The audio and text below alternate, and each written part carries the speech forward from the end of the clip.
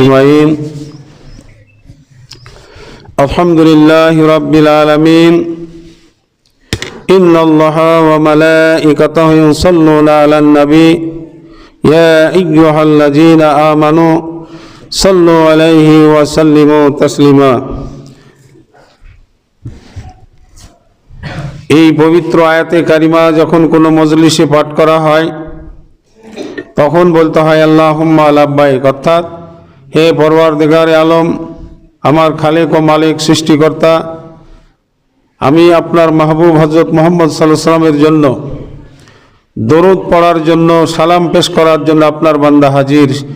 সাল্লাল্লাহু আলা মুহাম্মদ সাল্লাল্লাহু আলাইহি ওয়াসাল্লাম। সাল্লাল্লাহু আলা মুহাম্মদ সাল্লাল্লাহু আলাইহি ওয়াসাল্লাম।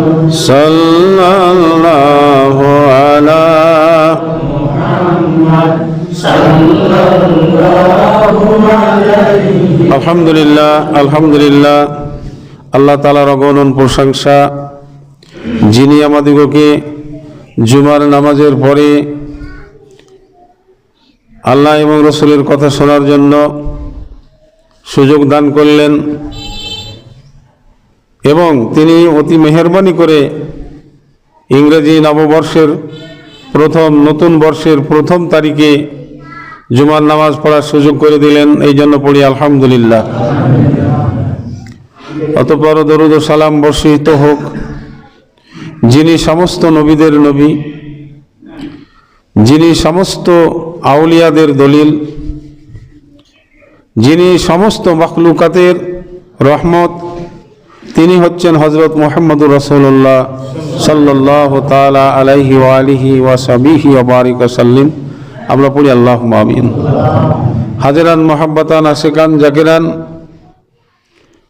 গত জুমায় তাই আলোচনা করতেছিলাম হালাল রিজিক সম্পর্কে। তালেবুল হালাল বাদাল ফরিদা, ফরজ নামাজের পরে হালাল রুজি অন্বেষণ করা হচ্ছে ফরজ। এক লোকমা পরিমাণ, এক গ্রাস পরিমাণ, একবার মুখে দেওয়ার পরিমাণ যদি আমরা হারাম খাই, অবৈধ খাবার খাই, তাহলে আমাদের ইবাদত 40 দিন পর্যন্ত আল্লাহর দরবারে পৌঁছবে না। তাহলে আজকে আমাদের সমস্যাগুলো কেন? আজকে আমরা আলেম ওলামা, হাফেজ, কারি, মোল্লা, মুন্সি, মুফতি, মুহাদ্দিস, পীর, মাশায়েখ কত দোয়া করতেছে, দোয়া কবুল হচ্ছে না। কারণ আমাদের ঠোঁট যখন কথা বলে মিথ্যা বলে, আর আমাদের মুখ যখন খায় তখন হারাম খায়, যার কারণে আমাদের দোয়ায় কোনো কাজ হচ্ছে না। তাহলে পৃথিবীবাসী কে আল্লাহ তাআলা কেন পাঠিয়েছেন? তার ইবাদতের জন্য, তার মারিফাত অর্জন করার জন্য। আমা খলাকতুল জিন্না ওয়াল ইনসা ইল্লা লিয়াবুদুন, তাফসিরে ইবনে আব্বাসের ভিতরে বর্ণনা করা হয়েছে যে আয়াতটার ভিতরে বলা হয়েছে যে আল্লাহ তাআলা জিন এবং ইনসানকে সৃষ্টি করেছেন তার মারিফাত অর্জন করার জন্য। তাই মারিফাতের সম্পর্কে এর আগে শুনেছেন, তার মোটামুটি অর্থ হচ্ছে মারিফাতের বাংলা হলো চিনা লওয়া, বুঝা লওয়া, ভালোভাবে অবগত হয়ে যাওয়া, আল্লাহকে পরিপূর্ণভাবে জানা লওয়া, আল্লাহকে পরিপূর্ণভাবে চিনে লওয়া, রাসূলকে পরিপূর্ণভাবে চিনে লওয়ার নাম হচ্ছে মারিফাত। যার কারণে রাসূল করিম সাল্লাল্লাহু আলাইহি ওয়াসাল্লাম বলেছেন আল মারিফাতু রাসুল মালি, মারিফাত হচ্ছে আমার আসল পুঁজি। পুঁজি ছাড়া যেমন কোনো ব্যবসা বাণিজ্য হয় না, পুঁজি ছাড়া কিছুই হবে না। আপনি চাকরি করছেন, আপনার বিদ্যাটা হচ্ছে পুঁজি। আপনি চাকরি করছেন, আপনার বিদ্যাটা আপনার পুঁজি। ওই রকম আপনি একটা দোকানদারি করবেন, তার জন্য আপনার টাকা লাগবে, পুঁজি লাগবে। যত বড় ব্যবসা করবেন আপনার সেই রকম পরিমাণ পুঁজি লাগবে। তাই আল্লাহ রাসূল বলছেন মারিফাত হচ্ছে আমার আসল পুঁজি। যার কারণে পৃথিবীতে আল্লাহর পরিচয়ের জন্য, আল্লাহকে এই বিষয়টা জানার জন্য আল্লাহ তাআলা মানুষকে আর জিনকে সৃষ্টি করেছেন। কিন্তু আসলে ইবলিস যে ভুলটা করলো তার কারণটা কি? ইবলিস হাজার হাজার বছর ধরে ইবাদত করেছে, আল্লাহকে রুকু এবং সেজদা করেছে, আল্লাহর জিকির করেছে, মুরাকাবা করেছে, কিন্তু আসলে ইবলিস মারিফাত সম্পর্কে অজ্ঞ ছিল। উনি যদি জানতেন, আল্লাহর পরিচয় জানতেন, তো যখনই আল্লাহ তাআলা বললেন যে তুমি আদমকে সেজদা করো, উনি আল্লাহ তাআলা বলার সাথে সাথে সেজদায় পড়ে যেত। কিন্তু তার মারিফাত ছিল না ইবলিসের। ইবলিসের সব জ্ঞান ছিল, কিন্তু মারিফাত জ্ঞান ছিল না। সাল্লাল্লাহু আলা মুহাম্মদ সাল্লাল্লাহু আলাইহি ওয়াসাল্লাম সাল্লাল্লাহু আলা মুহাম্মদ সাল্লাল্লাহু আলাইহি। আলহামদুলিল্লাহ, আলহামদুলিল্লাহ। আমি প্রাইমারি থেকে হাই স্কুলে গেলাম, হাই স্কুল থেকে কলেজে, কলেজ থেকে ইউনিভার্সিটিতে। এরকমভাবে আমি যত বড়ই বিদ্বান হই না কেন, মানে যত রকমের ডিগ্রি আমাদের ভিতরে থাকুক না কেন, যত বড় মুফতি মুফাসসির হই না কেন, যদি মারিফাতের জ্ঞান আমাদের ভিতরে না থাকে, তাহলে আমাদের ভিতরে যে আল্লাহ তাআলা ঈমান দান করেছেন, এই ঈমান রক্ষা করা মুশকিল হয়ে যাবে। যেমন কর্পূর কোনো পাত্রে রাখতে গেলে তার মুখটা ভালোভাবে এঁটে দিতে হয়। কর্পূর কোনো বোতলে রাখেন, বয়মে রাখেন, কোনো কোটের ভিতর রাখেন, যদি ভালোভাবে মুখ না ওঠেন, তাহলে কয়েকদিনের পরে আপনার 1-2 কেজি কর্পূর যা ছিল কখন উড়ে গেছে। আরে অমুকের মা কর্পূর রেখেছিলাম কোটার ভিতরে, কর্পূর খইরে একটুকু না খেলিল রে, অমুকের মাও তো জানে না, তাই তো ও খুঁজে হয়রান। সেই যে আব্দুল্লাহ চাচার গল্প আছে, মানে ওর স্ত্রীকে ডাঁঠার বিচি দিয়েছে রাখতে, এই চুঙ্গার ভিতরে ভরে রাখিস, তো চুঙ্গার দুমুখী খোলা, তো এক মুখে কাপড় ভাবছে ভালো করে বাঁধে রাখিস, তো নিচের মুখও খোলা, তো ওপর মুখ দিয়ে রেখে কাপড় দিয়ে ভালো বাঁধাছে।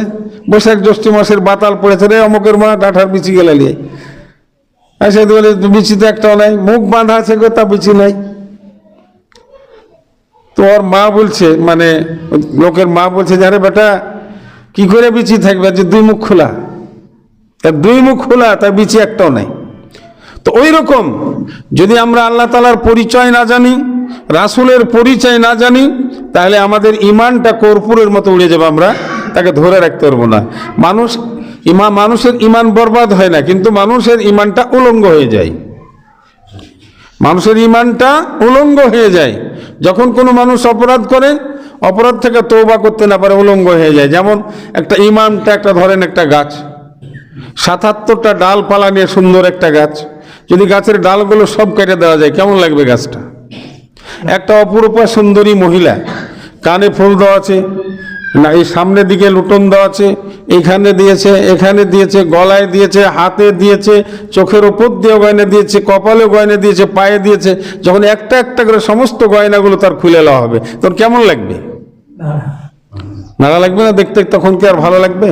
কিন্তু কালো পেতনি একটা মেয়েকে যদি সুন্দর করে গয়না দিয়ে ভালো পোশাক পরে সাজানো যায়, তাহলে সে রাস্তা দিয়ে হাঁটলে তার দিকে যুবক ছেলেরা তাকাবে, মুরব্বী লোকেরাও তাকাবে, সুন্দরী একটা মহিলা এত দামি দামি গয়না পড়ে যাচ্ছে। তো মানুষের ঈমানটা ওইরকম একটা অপরূপ সুন্দরী মহিলার মতো, যেন সকল প্রকার গয়না দিয়ে, পোশাক পরিচ্ছদ দিয়ে তাকে সাজানো হয়েছে। বলেন সুবহানাল্লাহ। যখন মানুষ অপরাধ করে ফেলে, তখন একটা একটা করে তার ওই 77টা মানে গয়না, ডাল পালা, শাখা প্রশাখা আস্তে আস্তে খুলে চলে যায়। খোদার প্রেমিকের আশিকের রাসূলেরা তাই বলখের বাদশাহী ছেড়ে, গত জুমায় বলতেছিলাম, বলখের বাদশাহী ছেড়ে হযরত ইব্রাহিম ইবনে আদহাম রহমতুল্লাহ চলে গেছেন। ওনার দোয়ায় 400 খঞ্চা খাবার আসছে, এটা আপনাদের মনে আছে। এবার উনি বসরার বাজারে খুব ক্ষুধা লেগেছে। ক্ষুধা লাগলে নবী, ওলি, গৌস, কুতুব, রাখাল, কিষান, ডোম, চাড়ল, ম্যাথা, মিচি, ধাঙ্গর, বুনে কেউ ক্ষুধা সহ্য করতে পারে না, পারে? ক্ষুধা লাগে খাবারের জন্য, তখন ব্যস্ত হয়ে যায়। বাড়িতে খাবার না থাকলে যখন কোনো দিকে না পায়, তখন চুরি করে ফেলে, ছিনতাই করে ফেলে, হাইজ্যাক করে ফেলে, ডাকাতি করে ফেলে, বিভিন্ন কিছু করে ফেলে। ক্ষুধা এরকম জিনিস। ক্ষুধার তাড়নায় পড়ে উনি বসরার বাজারে এক মুরব্বী লোক খেজুর বিক্রি করতেছেন। বলে, ভাই খেজুর কত করে? বলে, এত করে। কিছু কম করা যাবে না? ভাই কম করা যাবে না, কারণ তো চিনে না। ঠিক আছে ভাই, 1 পোয়া খেজুর দাও। খেজুর মাপার সময় একটা খেজুর কিন্তু পড়ে গেছে। তো হযরত ইব্রাহিম এই পর্যন্তই গত জুমায় বলছিলাম, একটা খেজুর পড়ে গেছে, উনি মনে করছেন হয়তো আমার ওজনেরই খেজুরটা, উনি খেজুরটা খেয়ে ফেলছেন, দাম দিয়ে চলে গেছেন। তারপরে দেখে কি কলবে ব্যথা শুরু হয়ে গেছে, কলবে পর্দা পড়ে গেল। কলবে যখন মানুষ একটা অপরাধ করে, আল্লাহ রসুল বলছেন ইজা আজনাবা কানাত নুকতাতুন ফি সাওদাহু কলবি ফাইন তাবা আস্তাগফিরা সুকালি কলবি। যখন আল্লাহর বান্দা একটা গুনাহ করে তখন তার দিলের আয়নায় একটা কালো দাগ পড়ে যায়। এরকম একটা একটা করতে করতে দিলের আয়নাটা সম্পূর্ণ ঢেকে যায়। তখন তার ভালো মন্দ বোঝার জ্ঞান থাকে না। এটা আমার বাপ, ওই জ্ঞান থাকে না। এটা আমার মা, এটা আমার এই জ্ঞান থাকে না। এটা আমার ভাই, এই জ্ঞান থাকে না। এটা আমার বোন, এটা আমার জ্ঞান থাকে না। এই মুরব্বী মানুষ, আমার জ্ঞান থাকে না। তখন ওর হালাল হারাম আত্মীয় স্বজন কারো জ্ঞানটা থাকে না। যখন আস্তে আস্তে তার কল্প ঢেকে যায়, তাকে বাপ বেটায় তর্ক করছে। কারণ কি? ও অপরাধ করেছে, যার কারণে ওর কল্প ঢেকে গেছে, তাই বাপের সাথে তর্ক করছে, মার সাথে তর্ক করতেছে। কথা বুঝে আসছে? আমার কথা বুঝতে পারছেন? মানুষ যখন গুনাহ করে, কিন্তু যখন আল্লাহ রসুল ফাইন তাবা আস্তাগফিরা সুকালি কলবি, যখন সে খালিস অন্তরে তওবা করে তখন তার কালো দাগটা উঠে চলে যায়। বলেন সুবহানাল্লাহ। যেমন মোমবাতির মাথায় আগুন জ্বেলে দিলে মোমবাতিটা আস্তে আস্তে গলে গলে পড়ে যেতে থাকে। বান্দা যখন খালিস অন্তরে আল্লাহকে বলে, আল্লাহ তুমি আমাকে মাফ করো, আমি বহুত গুনাহ করে ফেলেছি, আমি ভুল করে ফেলেছি, আমাকে ক্ষমা করে দাও, তখন আল্লাহ তাআলা তার গুনাহ ক্ষমা করে দেন। সাল্লাল্লাহু আলা মুহাম্মাদ সাল্লাল্লাহু আলাইহি সাল্লাল্লাহু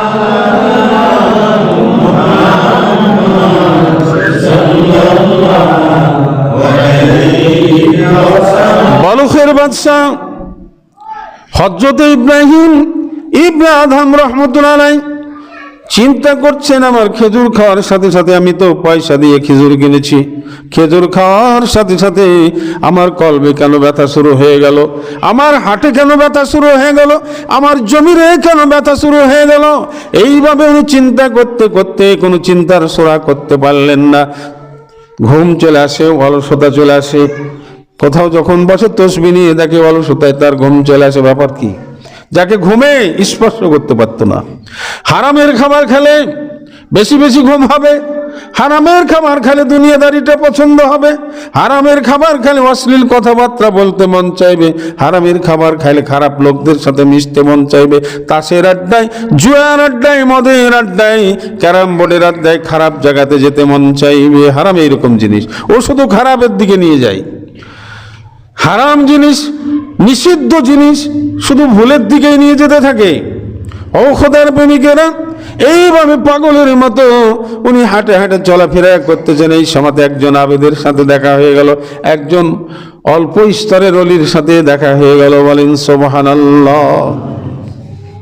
হাত ধরে কান্দে কান্দে বলেন, ও ভাইরে, আমি তো কিছু বুঝতে পারছি না, আমাকে বড় ক্ষুধা লেগেছিল, ক্ষুধার তাড়নায় পড়ে আমি বসুনার বাজারে একজনের কাছ থেকে খেজুর কিনে খেলাম, কিন্তু বুঝছি না, আমি তো আমার কাছে হালাল পয়সাই ছিল, হালাল পয়সা দিয়ে আমি খেজুর কিনেছিলাম, অথচ আমার এই অবস্থা কেন হয়ে গেল।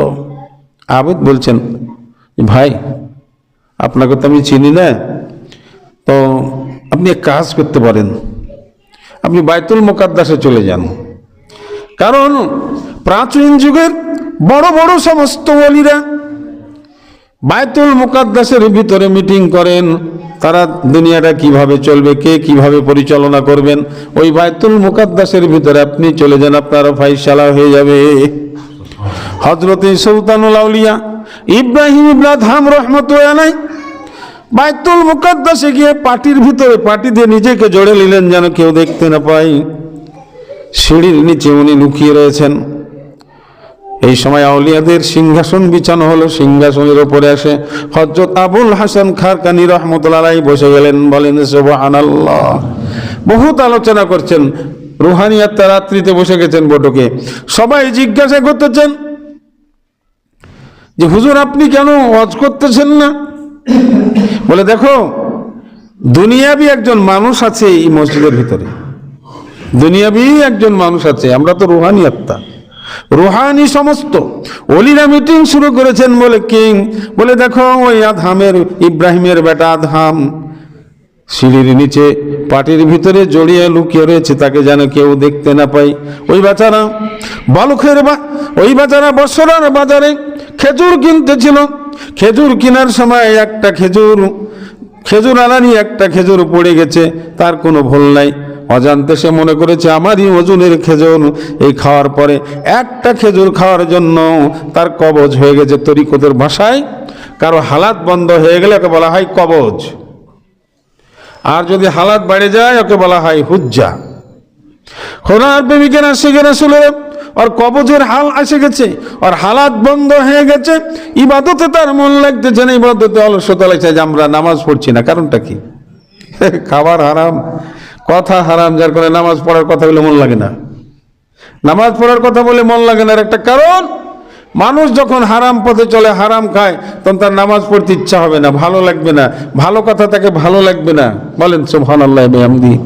কিন্তু সে যদি হালাল পথে থাকে, 3 দিন 4 দিন ধরে না খাওয়া থাকে, সে নামাজে দাঁড়িয়ে মজা পায়। বলেন সুবহানাল্লাহ। নামাজে যখন দাঁড়িয়ে যাবে সে ক্ষুধা ভুলে যাবে, অলসতা হারিয়ে যাবে, ঘুম হারিয়ে যাবে। বলেন সুবহানাল্লাহ। শুল আর মূল্য এই সমস্ত লোকেরা যারা সয় আর মরে যায়, তার কারণ কি? ওর খাবারটা এখনো শুদ্ধ হয়নি, নিষিদ্ধ হারাম খাবার খাচ্ছে। নাউজুবিল্লাহ। তাই বলতেছেন ওই ইব্রাহিম, আদমের বেটা ইব্রাহিম বছরার বাজারে খেজুর কিনতে গিয়ে একটা খেজুর পড়ে গিয়েছিল, মনে করে যেটা আমার ওজনের। ওই খেজুর খাওয়ার জন্য তার হালাত বন্ধ হয়ে গেছে, কলবের রাস্তা বন্ধ হয়ে গেছে। ওই লোকের কাছ থেকে যতক্ষণ পর্যন্ত ক্ষমা না নিবে ততক্ষণ তার হাল ভালো হবে না। বলেন সুবহানাল্লাহ। তাড়াতাড়ি করে উনি বাহির হবেন এই সাহসও পালেন না। বলেন সুবহানাল্লাহ। কারণ আল্লাহর ওলিদের সম্মুখে গুনাহ মাখা মুখ নিয়ে আমি কি করে দাঁড়াবো? হ্যাঁ, আর আমরা যত রকমের অপরাধ করে বুক ফুলিয়ে আল্লাহর জমিনে চলতেছি, যত রকমের গুনাহ করে বুক ফুলিয়ে দুনিয়ার জমিনে চলতেছি। উনি আল্লাহর ওলিদের সামনে বাইর হয়ে যে ওনার হালের কথা বলবেন, যে আমাকে দোয়া করে বলবেন, সেটাও সাহস পেলেন না। যখন ওলি আল্লাহদের মজলিস শেষ হয়ে গেল, তখন উনি আস্তে আস্তে পাটির ভিতর থেকে বাইরে বছরার দিকে হাঁটতে লাগলেন। আজ আপনি রাস্তা দিয়ে যাচ্ছেন, বুটের জমিতে বুট খাবে ফল হয়ে গেছে, পুষ্ট আপনি তুলে খাচ্ছেন আর চলে যাচ্ছেন, হায় আফসোস। কি হিসাব দিবেন? কুসরের জমির আল দিয়ে যাচ্ছেন, কুসর ভেঙে আপনি খাওয়া শুরু করে দিচ্ছেন। বাদাম কিনছেন, বাদামওয়ালা মাপসে আপনি বাদাম খাওয়া শুরু করে দিচ্ছেন। আঙ্গুর কিনছেন, আঙ্গুরওয়ালা মাপসে আপনি খাওয়া শুরু করে দিচ্ছেন। ঝুরির দোকানে ঝুরি কিনছে, ঝুরি খাওয়া শুরু করে দিচ্ছেন। জায়েজ নয়। দোকানদার তো কিছু বলে না, কি বলবে? বেচারা আমার কাছে কিনছে, খাচ্ছে একটা ঝুরি, কি বা বলবো? হক এরকম জিনিস। এর আগেও শুনেছেন হযরত আবু বকর সিদ্দিক রাদিয়াল্লাহু আনহু মিনার বাজারে ডাঁঠা কিনছেন, ডাঁঠা, পুঁয়ের ডাঁঠা কিনছেন বা সাজনের ডাঁঠা কিনছেন। একটা ডাঁঠা পড়ে গেছে, তো উনি বলেন যে বাবা আবার মাপো, কে জানি যদি ডাঁঠাটা আমার হয় তাহলে তুমি কেন গুনাহগার হবে? ডাঁঠাটা তোমারই যদি হয়, আমি নিয়ে কেন গুনাহগার হব?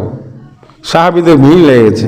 সাহাবীরা একটা সামান্য ডাঁঠা হচ্ছে, দেখো তোমরা যেটাকে সামান্য মনে করছো, অপরাধ ছোট হোক বড় হোক অপরাধ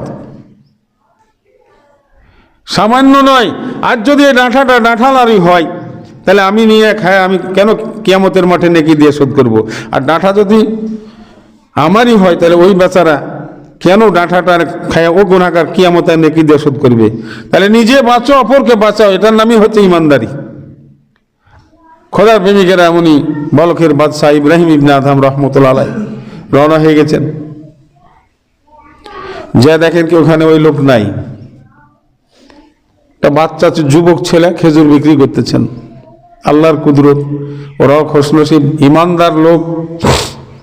যা বললো, বাবা এখানে যে মুরব্বী খেজুর বিক্রি করতো, তো মুরব্বী কই? তাহলে মুরব্বী আমারই বাপ ছিলেন, উনি কয়েকদিন হলো মারা গেছে। হযরত ইব্রাহিম ইবনে আদম রাহমাতুল্লাহ আলাইহি সঙ্গে সঙ্গে জাজ্জার হয়ে কাঁদতে লাগলেন, হায় আফসোস, আমি বাইতুল মুকাদ্দাস থেকে এই বছরা পর্যন্ত ছুটে আসলাম আমার গুনাহটা মাফ নেওয়ার জন্য, হক পাইমালের গুনাহ মাফ নেওয়ার জন্য। আল্লাহর বান্দা দুনিয়ার থেকে চলেছে, আমার কি হবে রে ইব্রাহিম? তোমার কি হবে? বলেন সুবহানাল্লাহ। হ্যাঁ, কত গুনাহ আমরা করতেছি, কত লোকের টাকা কেড়ে নিলাম, পয়সা কেড়ে নিলাম, জমি দখল করে নিলাম, হ্যাঁ, কত হিন্দুর জমি জাল করে নিলাম, কত রকমের অপরাধ করে ফেললাম, খেয়াল নাই। এ হচ্ছে আল্লাহকে পরিপূর্ণভাবে চিনে ফেলেছেন, বলেন সুবহানাল্লাহ। কে? রাসূল কে চিনে ফেলেছেন? ইব্রাহিম ইবনে আদম রাহমাতুল্লাহ আলাইহি। যার কারণে উনি জানেন যে একটা সরিষার গুনাহও খুব মারাত্মক গুনাহ, যেটা এক সময় পাহাড়ে পরিণত হতে পারে। যুবকের হাত ধরে বললেন, ভাইরে, সত্যি কি তুমি ওই মুরব্বীর ছেলে? বলে জি। তোমরা কে কে আছো? বলে আমার মা আছে, আমার বোন আছে, আমার আর একটা ভাই আছে। বলে ভাই, বাবা শোনো, তোমার আব্বার কাছ থেকে খেজুর কিনছিলাম, তোমার আব্বাকে না বলে একটা খেজুর আমি খেয়ে ফেলেছি, একটা খেজুর খেয়ে ফেলেছি দীর্ঘদিন আগে। তো খেজুরের গুনাহটা মাপলার জন্য আসছি। যুবকও বহুত ইমানদার ছিল, ও চিন্তা করছেন যেমন তেমন লোক না, যে একটা খেজুরের গুনাহ মাপলার জন্য আসে এ যেমন তেমন লোক নয়। বলে দেখেন, খেজুরটা তার আমার একার না, যখন আমার আব্বা ছিল তো খেজুরটা আব্বার ছিল, এখন তো এই খেজুরটা তো আমার হক আছে, আমার ভাইটার আছে, আমার বোনের আছে, আমার মার আছে। বাসার ভিতরে যুবক ঢুকলেন, ঢুকে বলে আমাকে এক দরবেশ ব্যক্তি, আমার মনে হচ্ছে আল্লাহর ওলি, সে কবে খেজুর খেয়েছিল, আব্বাকে না বলে একটা খেজুর খেয়ে ফেলেছে, ওই খেজুরের গুনাহটা মাপনার জন্য, ভুলটা মাপনার জন্য আসছে। মা কি করতে পারেন? মা বুঝে ফেলেছে যেমন তেমন ব্যক্তি নয়, একটা সাধারণ ব্যক্তি নয়। ও বললেন, বেটা ও অসাধারণ ব্যক্তি। যদি সাধারণ ব্যক্তি হতো, কত লোকের জমি জাল করে নেয়, কত লোককে হত্যা করে ফেলছে, মার্ডার করে ফেলছে, কত খারাপ ব্যবসা করতেছে।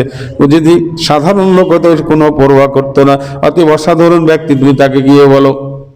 বলে হুজুর, আপনাকে আমার মা বললেন মাফ করে দিতে পারি, তাহলে আপনি আমার মাকে, আমার বোনকে, আমার ভাইকে আমাকে আল্লাহর ওলি বানিয়ে দেন, তাইলে মাফ করব। উনি চিন্তা করে বললেন যে না, মাপ তোমাকে নিতে হবে। তো ঠিক আছে বাবা, তোমরা প্রথম আমাকে মাফ করো, মাফ না করলে তো তোমাদের আমি ওলি বানাতে পারবো না, কারণ আমার দোয়া তো পৌঁছছে না আল্লাহ দরবারে, আমার দোয়া আল্লাহ দরবারে পৌঁছছে না, যেহেতু হারাম খেয়ে ফেলেছে। একটা খেজুর খেয়ে ওনার সব রাস্তা বন্ধ হয়ে গেছে। ওনার মা, ওনার ভাই, ওনার বোনকে নিয়ে বললেন, যান, আমরা আমার আব্বাজানের তরফ থেকে আমরা আপনাকে ক্ষমা করে দিলাম। বলেন সুবহানাল্লাহ। যখনই তারা বলছেন আমরা ক্ষমা করে দিলাম, সঙ্গে সঙ্গে ইব্রাহিম ইবনে আদম রাহমাতুল্লাহ দেখেন কি কলবের ভিতর থেকে সমস্ত ময়লাগুলো ঝরঝর করে বাইরে হয়ে চলে গেল। আর আসমানের প্রথম আসমান থেকে সমস্ত আসমানের দরজাগুলো খোলা অবস্থায় আরশে আজিম তার নজরে আসতে লাগলেন। বলেন সুবহানাল্লাহ, সুবহানাল্লাহ, আলহামদুলিল্লাহ, লা ইলাহা ইল্লাল্লাহ, সুবহানাল্লাহ, আলহামদুলিল্লাহ, লা ইলাহা ইল্লাল্লাহ, মুহাম্মাদুর রাসূলুল্লাহ। আলহামদুলিল্লাহ। খোদার প্রেমিকেরা, মাফ হয়ে গেছে। উনি সঙ্গে সঙ্গে ওনাদের মাথায় হাত দিয়ে বললেন, আল্লাহ তুমি এনাদেরকে তোমার ওলি হিসাবে, তোমার বন্ধু হিসাবে কবুল করে নাও। ওনারা সকলে আল্লাহর ওলি হয়ে গেলেন। বলেন সুবহানাল্লাহ। খোদার প্রেমিকের, আশিকের রাসূলেরা, আমি কথা বলাতে যাচ্ছি না, তাহলে আমরা বুঝতে পারলাম হারাম এরকম জিনিস।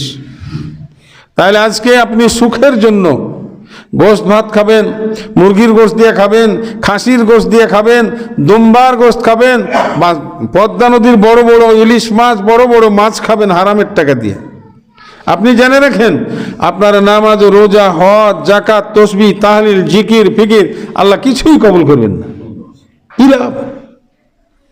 এই জন্য ভুল পথ ছাড়েন।